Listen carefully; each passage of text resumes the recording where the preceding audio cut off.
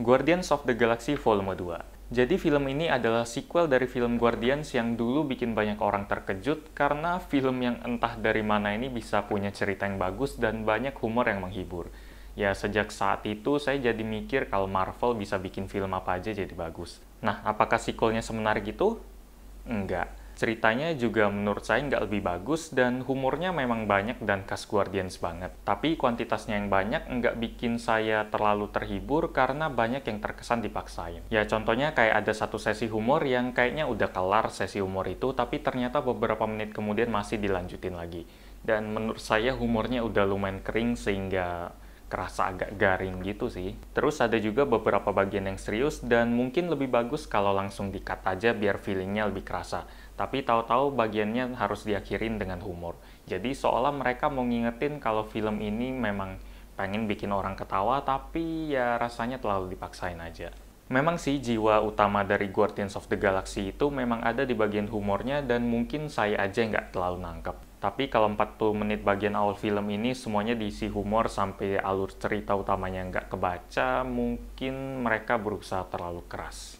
Ngomong-ngomong soal plot, film ini ceritain soal Star-Lord yang ketemu sama bapaknya yang diperanin Kurt Russell. Dan cerita utamanya dimulai dari situ. Selain cerita utama itu, ada juga beberapa cerita sampingan kayak latar belakangnya Drax, terus hubungan saudara antara Gamora sama Nebula, ada cerita soal Yondu sama kelompoknya, dan pastinya film ini diisi banyak banget soal betapa lucunya aksi dari Baby Groot. Buat saya, cerita yang lebih saya perhatiin malah latar belakang Drax sama si Yondu. Mungkin saya nggak terlalu fokus sama cerita utamanya, karena pas cerita utamanya lagi berjalan dengan seru-serunya, tiba-tiba dipotong ke cerita sampingan yang lain.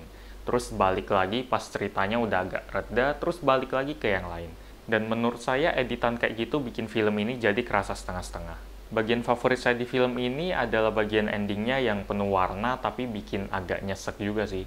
Kalau saya ceritain di sini bakal jadi spoiler, jadi buat yang mau tahu endingnya silakan baca review yang ada spoilernya atau langsung nonton aja. Oh ya, film ini juga ada ceritain soal kelompok manusia emas yang saya rasa bisa digantiin dengan mudah oleh karakter-karakter lain asal karakter itu punya duit. Mungkin kelompok manusia emas ini dipilih buat ngeset after creditnya yang memang kayaknya harus mereka banget yang mainin. Ya, jadi kesimpulannya film Guardians of the Galaxy Volume 2 ini adalah film yang memang kerasa Guardians banget.